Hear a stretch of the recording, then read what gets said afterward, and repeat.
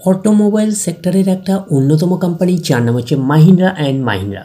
Mahindra and মাহিন্দ্রার হচ্ছে আমরা ফান্ডামেন্টালসটাকে নিয়ে অ্যানালিসিস করব, দেখব যে কোম্পানিটা ফান্ডামেন্টালি কতটা সাউন্ড রয়েছে। তো কোম্পানিটার হচ্ছে ফান্ডামেন্টালস পার্টের হচ্ছে ফার্স্ট পার্ট, আমরা চলে আসলাম ব্যালেন্স শিটে, দেখব যে ব্যালেন্স শিট কতটা সাউন্ড রয়েছে। তো আমরা চলে যাচ্ছি ব্যালেন্স শিটের হচ্ছে রিজার্ভ অ্যান্ড সারপ্লাসে, দেখব যে রিজার্ভ অ্যান্ড সারপ্লাসের অবস্থান কীরকম রয়েছে। তো আমরা চলে আসলাম রিজার্ভ অ্যান্ড সারপ্লাসে। প্রথমে ছিল কত 19,600 কোটির রেঞ্জে, তারপরে সেটা গ্রো করে 23,000 কোটির রেঞ্জে, তারপরে হচ্ছে 25,500 কোটি, তারপরে হচ্ছে 26,200 কোটি, তারপরে হচ্ছে 29,400 কোটি, পরপর কিন্তু গ্রো করলো, তারপরে আবার গ্রো করে 36,200 কোটি, তারপরে হচ্ছে 39,400 কোটির রেঞ্জে, তারপরে হচ্ছে সেম 39,400 কোটির রেঞ্জে আমরা বলতে পারি। তারপরে আমরা যদি পাই তাহলে 39,400 কোটির রেঞ্জের পরে আমরা পাচ্ছি 41,000 কোটির রেঞ্জে, তারপরে হচ্ছে 46,500 কোটির রেঞ্জে, তারপরে 55,800 কোটি, তারপরে হচ্ছে 65,600 কোটি, তারপরে হচ্ছে 69,900 কোটির রেঞ্জে। তো ওভারঅল রিজার্ভ অ্যান্ড সারপ্লাসের মধ্যে আমরা একটা কনসিস্টেন্সিও পাচ্ছি প্লাস গ্রোথ পাচ্ছি, এটা কিন্তু কোম্পানির ক্ষেত্রে একটা পজিটিভ সাইন। তো এটা থেকে একটা আমরা ওভারভিউ পেতে পারি যে নেট প্রফিটের মধ্যেও কনসিস্টেন্সি প্লাস গ্রোথ থাকার পসিবিলিটিস অনেক অংশে রয়েছে। তার কারণটা কি, নেট প্রফিটের কিছু অংশ রিজার্ভ অ্যান্ড সারপ্লাসে কিন্তু ট্রান্সফার হয়। তো ওভারঅল ভিউটা আমাদের কাছে ক্লিয়ার হয়ে যাবে। কোম্পানিটার প্রফিট অ্যান্ড লসে গেলে ক্লিয়ার হয়ে যাবে যে নেট প্রফিটের মধ্যে কতটা কনসিস্টেন্সি রয়েছে, কতটা গ্রোথ রয়েছে। তো এখন রিজার্ভ অ্যান্ড সারপ্লাস রয়েছে অ্যাপ্রক্স বলতে পারি 70,000 কোটির রেঞ্জে বলতে পারি। এইবারে আমরা চলে যাব কোম্পানিটার হচ্ছে বড়োইংয়ে। বড়োইং পার্টের হচ্ছে আমরা চলে যাচ্ছি কোম্পানিটার হচ্ছে লং টার্ম বোরিংয়ে। চলে আসলাম লং টার্ম বোরিং। প্রথমে হচ্ছে 19,800 কোটির রেঞ্জে, তারপরে সেটা বেড়ে 25,400 কোটি, তারপরে আবার কমে হচ্ছে 22,300 কোটির রেঞ্জে, তারপরে আবার কিছুটা তারপরে বেড়ে হয়ে গেল কত 23,600 কোটির রেঞ্জে বলতে পারেন। তারপরে হচ্ছে 30,100 কোটি, 33,800 কোটি, 39,500 কোটি, 52,200 কোটির রেঞ্জে। তো লং টার্ম বোরিং কিন্তু পরপর বাড়ছে আমরা দেখতে পাচ্ছি। তারপরে আমরা পাচ্ছি কি 43,500 পরে কত হচ্ছে 52,200, 52,200 পরে 52,700, তারপরে হচ্ছে কমে গিয়ে হলো 48,600, তারপরে আবার বেড়ে 55,000, তারপরে আবার বেড়ে 69,700 কোটির রেঞ্জে, তারপরে হলো 71,000 কোটির রেঞ্জে রয়েছে লং টার্ম বোরিং। তো লং টার্ম বোরিং থাকা ভালো না খারাপ? তো এক কথায় যদি বলবো খারাপ। তার মানে কোম্পানির এক্সট্রা বার্ডেন থাকে ইন্টারেস্ট পে করার ব্যাপারে। যদি কোম্পানি লং টার্ম বোরিংকে যদি সঠিকভাবে ইউটিলাইজ করে যদি নেট প্রফিটের মার্জিনটা বাড়াতে পারে, তাহলে লং টার্ম বোরিং ঠিকঠাক আছে, আমরা এইটুখানি কনসিডার করতেই পারি। তো ওভারঅল ভিউটা আমাদের কাছে ক্লিয়ার হয়ে যাবে কোম্পানিটার প্রফিট অ্যান্ড লসে গেলে ক্লিয়ার হয়ে যাবে যে নেট প্রফিট অর্থাৎ লং টার্ম বোরিংকে সঠিকভাবে ইউটিলাইজ করে নেট প্রফিটের মার্জিনটা বাড়াতে সক্ষম কিনা কোম্পানিটা। তো এইবারে আমরা চলে যাব কোম্পানিটার হচ্ছে শর্ট টার্ম বোরিং। দেখি শর্ট টার্ম বোরিংয়ের অবস্থান কীরকম রয়েছে। 3,300 কোটির রেঞ্জে, 2,700 কোটি, 7,100, 7,000, 10,100, 11,300, 10,500, 10,200। 10,200 পরে আমরা যেটা পাচ্ছি সেটা হচ্ছে 4,600, 26,000, 33,700, 35,400, তারপরে 42,200 কোটির রেঞ্জে। তো শর্ট টার্ম বোরিং হচ্ছে ফ্ল্যাকচুয়েটিং ম্যানারে থাকে, প্রতি বছর আপস অ্যান্ড ডাউনস করে। তো আমরা শর্ট টার্ম বোরিংয়ের থেকে বেশি যেটা গুরুত্ব দিই সেটা লং টার্ম বোরিংকে। তো এইবারে আমরা চলে যাব কোম্পানিটার হচ্ছে ক্যাশ অ্যান্ড ক্যাশ ইকুইভ্যালেন্টে, দেখব যে ক্যাশ অ্যান্ড ক্যাশ ইকুইভ্যালেন্টের অবস্থান কী রকম রয়েছে।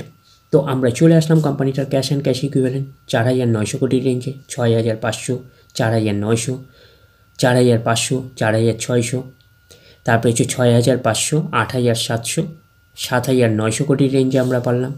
7,900 কোটির পরে আমরা পাচ্ছি 12,800, 11,100, 11,200, 12,000, 16,300 কোটির রেঞ্জে ক্যাশ অ্যান্ড ক্যাশ ইকুইভ্যালেন্ট রয়েছে। তো ওভারঅল আমরা এই ব্যালেন্স শিটটাকে কিন্তু অ্যাটলিস্ট 4 স্টার টাইপের ব্যালেন্স শিট হিসাবে কনসিডার করতেই পারি। তো ওভারঅল আমরা বলতে পারি যে এই ব্যালেন্স শিটটার মধ্যে ক্যাশ অ্যান্ড ক্যাশ ইকুইভ্যালেন্ট 16,300 কোটির রেঞ্জে রয়েছে, আমরা এইটুকুনি বলতে পারি, তাহলে ঠিকঠাকই রয়েছে ক্যাশ, আমরা এইটুকুনি বলতে পারি। আর শর্ট টার্ম বোরিং কী আছে, ফ্ল্যাকচুয়েটিং ম্যানারে থাকে, প্রতি বছর আপস অ্যান্ড ডাউনস করে। তো শর্ট টার্ম বোরিং হচ্ছে 42,200 কোটির রেঞ্জে, আর লং টার্ম বোরিং মোটামুটি অনেকটাই রয়েছে, 71,000 কোটির রেঞ্জে লং টার্ম বোরিং রয়েছে। আর কোম্পানিটার রিজার্ভ অ্যান্ড সারপ্লাস কত রয়েছে, রিজার্ভ অ্যান্ড সারপ্লাস অ্যাপ্রক্স বলতে পারেন 70,000 কোটির রেঞ্জে রয়েছে রিজার্ভ অ্যান্ড সারপ্লাস। তো এইবারে আমরা চলে যাব কোম্পানিটার হচ্ছে প্রফিট অ্যান্ড লসে, দেখব প্রফিট অ্যান্ড লসের অবস্থান কীরকম রয়েছে। তো প্রফিট অ্যান্ড লসের আমরা ডিরেক্টলি পার্টে চলে যাচ্ছি কোম্পানিটার হচ্ছে নেট প্রফিটে। তো নেট প্রফিটের অবস্থান কীরকম রয়েছে, চলে আসলাম নেট প্রফিটে। 4,100 কোটির রেঞ্জে, তারপরে সেটা গ্রো করে 5,100 কোটি, তারপরে একটা ডাউন পারফরমেন্স করে 3,300 কোটির রেঞ্জে, তারপরে আবার একটা জাম্প করে 3,500 কোটির রেঞ্জে, তারপরে সেটা আবার গ্রো করে 4,000 কোটির রেঞ্জে, তারপরে হচ্ছে আবার গ্রো করে 7,900 কোটির রেঞ্জে, তারপরে আবার একটা ডাউন পারফরমেন্স করে 6,000 কোটির রেঞ্জে, তারপরে কিন্তু কোম্পানি একটা লসে রান করলো, ডাউন পারফরমেন্স করলো 321 কোটির রেঞ্জে, তারপরে 321 কোটি মাইনাস লসের পরে তারপরে কিন্তু কোম্পানিটা আবার কামব্যাক করে প্রফিট দেখাতে শুরু করলো 1,500 কোটির রেঞ্জে, তারপরে সেটা আবার গ্রোথ দেখাতে শুরু করলো 7,200 কোটির রেঞ্জে, তারপরে আবার গ্রোথ দেখাতে শুরু করলো 11,300 কোটির রেঞ্জে, তারপরে আবার গ্রো করে 12,200 কোটির রেঞ্জে, তারপরে সেটা আবার গ্রো করে 13,000 কোটির রেঞ্জে আমরা এইটুকুনি বলতে পারি। তো নেট প্রফিটের মধ্যে প্রথম দিকটা আপস অ্যান্ড ডাউন স্পেস ছিল, শুধু একটা বছরে লস করেছে আমরা দেখতে পাচ্ছি, নাহলে ওভারঅল আমরা যদি দেখি লাস্টের দিকে কিন্তু কোম্পানিটার মধ্যে কনসিস্টেন্সি রয়েছে প্লাস কিন্তু গ্রোথ রয়েছে। তো ওভারঅল কিন্তু রিজার্ভ অ্যান্ড সারপ্লাস থেকে একটা আমরা ওভারভিউ পেয়েছিলাম যে নেট প্রফিটের মধ্যে কনসিস্টেন্সি প্লাস গ্রোথ থাকার পসিবিলিটিস অনেক অংশে রয়েছে। তো নেট প্রফিটের মধ্যে আমরা কনসিস্টেন্সিও পেয়েছি প্লাস কিন্তু গ্রোথও পেয়েছি। তো কোম্পানি লং টার্ম বোরিংকে কি সঠিকভাবে ইউটিলাইজ করছে? তো কোম্পানি লং টার্ম বোরিংকে সঠিকভাবে ইউটিলাইজ করছে বলে কিন্তু নেট প্রফিটের মার্জিনটা বাড়ছে, আমরা এইটুকুনি বলতে পারি। তো ওভারঅল আমরা এই প্রফিট অ্যান্ড লসটাকে কিন্তু 5 স্টার টাইপের প্রফিট অ্যান্ড লস হিসাবে কিন্তু কনসিডার করতেই পারি। এইবারে আমরা চলে যাব কোম্পানিটার হচ্ছে শেয়ার হোল্ডিং প্যাটার্নে। দেখবে শেয়ার হোল্ডিং প্যাটার্নে কার কী অবস্থান রয়েছে। তো শেয়ার হোল্ডিং প্যাটার্নে আমরা চলে আসলাম। তো পাচ্ছি কি প্রোমোটার মিনসকে কোম্পানির ওনার কত পার্সেন্ট স্টেক হোল্ড করে রয়েছে? 18.53%। FIS ফরেন ইনস্টিটিউশনাল ইনভেস্টার রয়েছে 41.18%। DIS ডোমেস্টিক ইনস্টিটিউশনাল রয়েছে 27.04%। গভর্নমেন্ট রয়েছে না থাকার মতন 0.007%, আর পাবলিক রয়েছে 9.44%, আর আদার্স রয়েছে 3.69%। তাহলে এইটুকুনি বলবো প্রত্যেকেরই কিন্তু কম বেশি ইনভলভমেন্ট রয়েছে। তো শেয়ার হোল্ডিং প্যাটার্নটাকে একটা ডিসেন্ট টাইপের শেয়ার হোল্ডিং প্যাটার্ন হিসাবে আমরা কনসিডার করতেই পারি। তো কোম্পানিটার নাম বলাই হয়ে গেছে মাহিন্দ্রা অ্যান্ড মাহিন্দ্রা। কোম্পানিটা হচ্ছে অটোমোবাইল সেক্টরের অন্যতম কোম্পানি। তো কোম্পানিটা হচ্ছে এছাড়াও হচ্ছে 4 হুইলারের সাথে সাথেও কিন্তু 2 হুইলার 3 হুইলার সেগমেন্টের ওপরে কিন্তু কাজ করছে, এইটুকুনি কিন্তু মাথায় রাখবেন। তো কোম্পানিটার যদি আমরা মার্কেট ক্যাপিটালাইজ যাই, তাহলে মার্কেট ক্যাপিটালাইজ হচ্ছে অ্যাপ্রক্স 3,83,000 কোটি টাকার মার্কেট ক্যাপিটালাইজ। অর্থাৎ এই কোম্পানিটাকে আমরা ব্লু চিপ লার্জ ক্যাপ টাইপের কোম্পানি হিসাবে কনসিডার করতেই পারি। তো কোম্পানিটার আমরা যদি আমরা যদি ROCE দেখি, রিটার্ন অন ক্যাপিটাল এমপ্লয়েড দেখি 13.6%, ROE রিটার্ন অন ইকুইটি হচ্ছে 18.4%। তাহলে ROCE আর ROE হচ্ছে একটা ডিসেন্ট টাইপের রয়েছে। ROCE আর ROE এইটুকুনি বলতে পারি। তো কোম্পানির পারফরমেন্সের উপরে কিন্তু ডিপেন্ড করে ROCE আর ROE। আগামী দিনে যদি আরও কোম্পানি ভালো পারফরমেন্স করে, আরও গ্রোথ দেখাতে শুরু করে, তাহলে ROCE আর ROE হচ্ছে আরও ইমপ্রুভ করবে, এইটুকুনি মাথায় রাখবেন। এবারে আমরা চলে যাব কোম্পানিটার হচ্ছে চার্ট প্যাটার্নে, দেখব যে শেয়ার হোল্ডারদের কতটা রিটার্ন জেনারেট করেছে। তাহলে আমরা চলে যাচ্ছি কোম্পানিটার হচ্ছে চার্ট প্যাটার্নে। আমরা চলে আসলাম কোম্পানিটার হচ্ছে চার্ট প্যাটার্নে।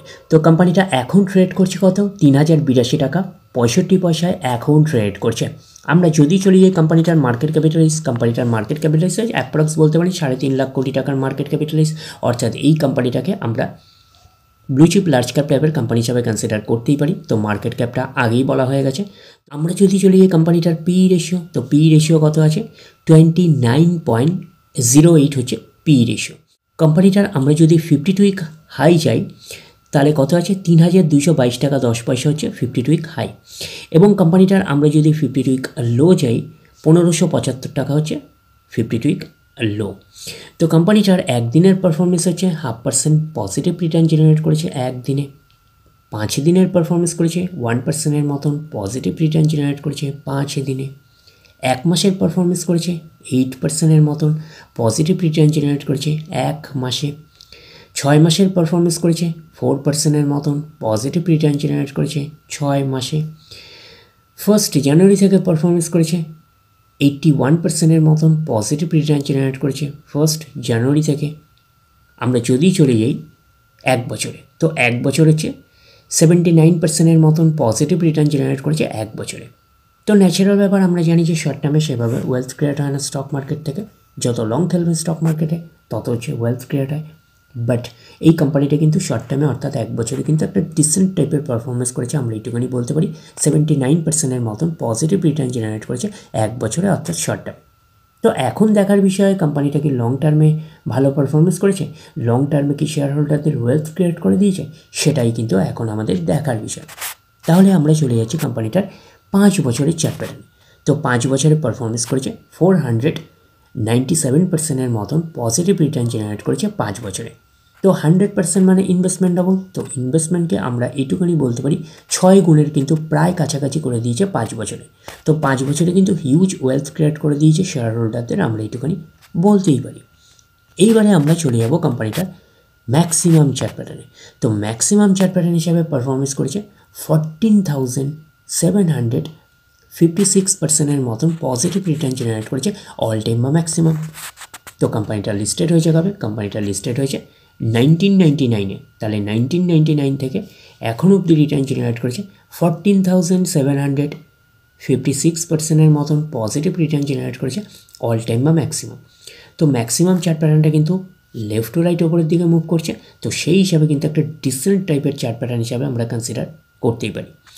তো ওভারঅল আমরা মাহিন্দ্রা অ্যান্ড মাহিন্দ্রা লিমিটেডের ফান্ডামেন্টালসটাকে নিয়ে অ্যানালিসিস করে আমরা একটা ওভারভিউ পেলাম। এই কোম্পানিটাকে কিন্তু আমরা ফান্ডামেন্টালি সাউন্ড কোম্পানি হিসাবে কিন্তু কনসিডার করতেই পারি। তো ডিরেক্টলি গিয়ে জাম্প করে বাই করবেন না, ফার্দার স্টাডি করবেন। আফটার দ্যাট হচ্ছে আপনারা ডিসাইড করবেন এই স্টকটা বাই করবেন কি করবেন না। তাহলে এই অবধি, নেক্সট ভিডিওতে আবার আপনাদের সাথে আমার দেখা হচ্ছে। ধন্যবাদ।